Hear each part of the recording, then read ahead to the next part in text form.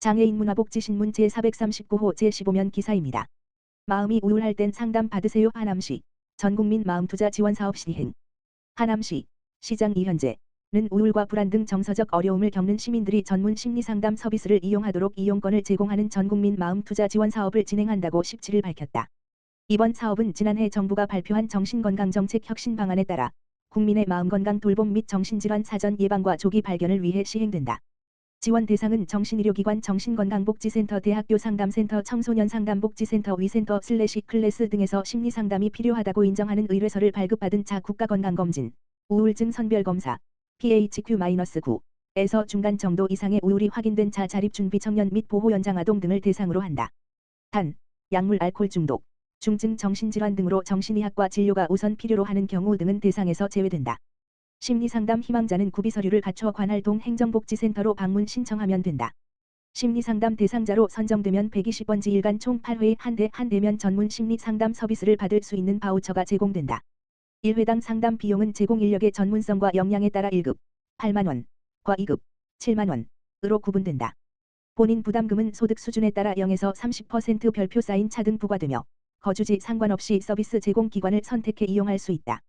하남시 장애인복지관 아산재단 사회복지공모사업 협력기관 선정.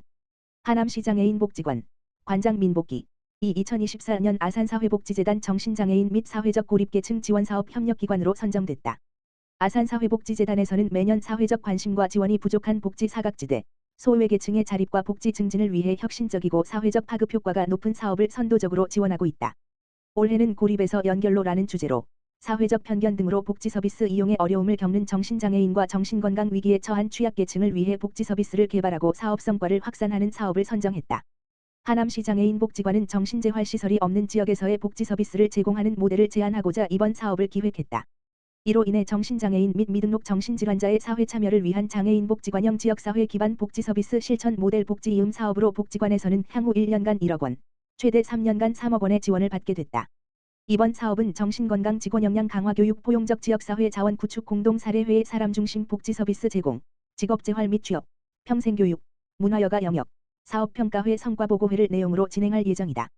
하남시 장애인복지관 민복기 관장은 복지 이음 사업에 관심을 가지고 지원해준 아산사회복지재단에 다시 한번 감사드린다.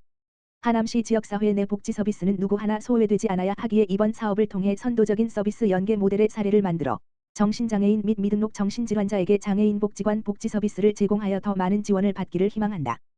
또한 전국의 장애인복지관에서도 서비스 확대를 시도할 수 있도록 성공적인 모델을 만들어 가겠다. 라고 포부를 밝혔다. 자세한 내용은 하남시 장애인복지관 홈페이지 http://www.henemrehab.or.kr 및 대표 전화, 지역번호 031-760-9940를 통해 문의할 수 있다. S51 셀프광장 주유소 하남시 미사강변종합사회복지관의 건강한 여름나기 생수 3,000개 전달. S51 셀프광장 주유소 대표 이현수는 이른 무더위로 어려움을 겪고 있는 관내 취약계층 지역 주민을 위해 하남시 미사강변종합사회복지관 관장 조혜연의 생수 3,000개를 전달하였다. S-0IL 셀프광장 주유소는 복지관과 인연을 맺은 이후 지역사회 내 취약계층이 안전한 식수를 마실 수 있도록 매년 4회 12,000개의 생수를 지원해 왔으며 올해까지 총 55,000개의 생수를 전달하여 지역사회 내에서 나눔 문화 실천에 앞장서고 있다. 이날 전달식에는 S51 셀프광장 주유소 이현수 대표와 하남시 미사강변종합사회복지관 조혜연 관장이 참석한 가운데 진행되었으며 전달된 생수는 폭염으로 인해 위험에 노출될 가능성이 높고 사회 경제적 보호가 필요한 독거노인, 장애인, 취약계층 가구 등에 지원될 예정이다. 이현수 대표는 올 여름 생수 지원으로 우리 주변의 어려운 이웃들이 보다 건강하고 활기찬 여름을 보내는데 작은 보탬이 되길 바란다며 앞으로도 S51 셀프광장 주유소는 복지관과 협력하여 취약계층 이웃들에게 실질적인 도움을 줄 수 있는 나눔 활동을 이어나가겠다고 말했다.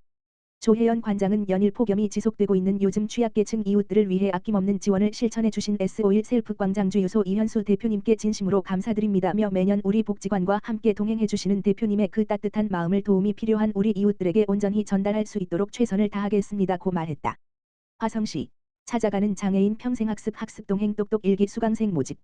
화성시 시장 정명근 오는 22일까지 찾아가는 장애인 평생학습 학습동행 똑똑 일기 수강생을 모집한다. 학습동행 똑똑은 화성시 거주 장애인 3인 이상을 포함한 총 5인 이상의 시민이 직접 학습 모임을 구성해 수강을 희망하는 강좌, 시간, 장소를 정해 신청하는 학습자 중심에 찾아가는 평생학습 프로그램이다. 강좌로는 기초문해교육, 문화예술교육, 시민참여교육, 인문교양교육 4개 분야 총 31개 강좌가 개설되며 학습 장소는 장애인 단체 시설기관, 가정 등 학습 모임을 할 수 있는 곳이면 어디든지 가능하다. 시는 학습 동행 똑똑 1기로 15개 학습 모임을 선정해 다음 달부터 모임당 최대 20시간의 강사료를 지원하며 다음 달에는 1기와 동일하게 2기를 모집할 계획이다. 신청과 관련한 자세한 사항은 화성시 홈페이지 또는 화성시 평생학습관 홈페이지 공지사항을 확인하거나 평생교육과 평생학습지원팀, 지역번호 031-5189-3453으로 문의하면 된다.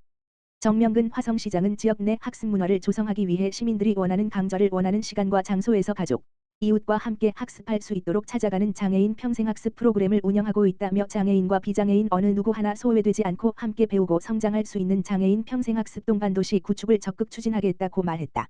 한편 화성시는 장애인 평생학습 동반도시 구축을 위해 지난 5월 화성시 장애인 평생학습센터를 개소했으며 올해부터 장애인 평생교육 이용권 사업을 추진하고 있다. 2024년 화성시 찾아가는 경기도 돌봄의료센터 사업수행기관 선정에 따른 사업설명회 개최. 화성시 시장 정명근 가 경기도 공모사업인 찾아가는 경기도 돌봄의료센터 사업에 최종 선정돼 율적 사업 운영을 위한 대상자 발굴 및 연계 체계 마련을 위해 사업 설명회를 개최했다. 찾아가는 경기도 돌봄의료센터 사업은 지역 주민이 거주하는 장소에서 건강한 삶을 영위할 수 있도록 의사, 간호사, 사회복지사 등이 한 팀이 돼 대상자를 방문하여 의료 및 간호 제공, 복지 서비스 연계의 통합 서비스를 제공하는 사업이다. 사업 설명회는 사업 수행 의료기관인 동탄시티병원과 함께 2회에 걸쳐 동탄보건소 2층 대강당에서 진행됐으며 한 차 사업 설명회는 3일 보건소 및 읍면동 취약계층 복지사업 담당자를 대상으로, 2차 사업 설명회는 10일 화성시 재가복지센터 기관을 대상으로 사업 운영과 대상자 연계 방안에 대해 설명하며 질의응답 시간을 가졌다. 향후 시는 2개의 팀을 구성해 서부 동탄 동북권역으로 나눠 활동할 계획이다. 공준식 화성시 동탄보건소장은 초고령화 시대가 다가오며 노인 인구 및 1인 가구 증가 등 노인 돌봄에 대한 중요성이 높아지고 있는 상황이다며 찾아가는 경기도 돌봄의료센터 사업이 지역사회 돌봄의료 체계를 잡는 기반이 될 것이라고 기대하며 효율적인 의료복지 서비스 제공을 위해 노력할 것이라고 말했다. 또한 화성시 동탄보건소는 15일 돌봄의료센터의 효율적 운영을 위한 지역사회 유관기관 협의체 운영을 통해 함께 지역사회 건강 증진과 복지 향상 기여를 위해 노력할 계획이다. 화성시 공감이 가득 공모사업 선정 작은 시선과 데이터 기반 무장애 환경 구축 사업 돌입. 화성시 시장 정명근 가 협동조합 작은 시선, 이하 작은 시선 과 함께 행정안전부 주관 2024년 데이터 기반 지역 활성화 사업 공감이 가득 사업 공모에 선정, 국비 1억 원을 지원받게 됐다고 12일 밝혔다. 공감이 가득 공모사업은 지자체, 기업, 주민 등이 협력해 데이터 및 디지털 기술을 기반으로 지역사회의 문제점을 발굴 해결함으로써 지역 활력을 제고하는 것을 목표로 하는 사업이다. 주관기관인 협동조합 작은 시선과 참여기관인 화성시는 지난 3월 빅데이터 기반 화성시 무장애 도시 환경 개선 및 구축을 과제로 정해 공모에 참여했으며 한 차 심사 및 컨설팅과 2차 최종 발표를 거쳐 10개 공모과제 중 하나로 최종 선정됐다. 구체적인 과제 주제는 교통약자 접근성 증대를 위한 무장애 가게 발굴 및 서비스 제공이다. 교통약자가 휠체어 등을 이용해 접근할 수 있는 무장애 점포와 관련된 데이터를 수집해 이를 교통약자가 활용할 수 있도록 제공한다. 작은 시선은 현재 휠체어 어플을 통해 서울, 경기, 부산, 대구, 경남 등 음식점 카페 6천여 개에 대한 시설물 데이터를 교통약자에 제공하고 있으며 이번 공모사업으로 휠체어 서비스 지역을 화성시 전역으로 확대할 계획이다. 화성시 스마트도시과와 장애인복지관은 사업 추진에 필요한 미개방 공공데이터를 추가로 개방 및 제공하고 시민참여 활동 운영 등 데이터 구축 과정을 전방위로 지원한다. 작은 시선은 교통약자 이동 지원 차량 경로 데이터 등을 분석해 교통약자 이동 빈도가 높은 무장애 점포 데이터 우선 구축 필요 지점을 도출하고 이러한 지점의 무장애 점포 데이터를 시 단위로 구축 분석해 시민 대상으로 제공한다. 또 화성시 작은 시선 전문가 장애인 당사자로 구성된 스스로 해결단이 구축된 데이터의 사용성과 실효성을 철저히 검증한다.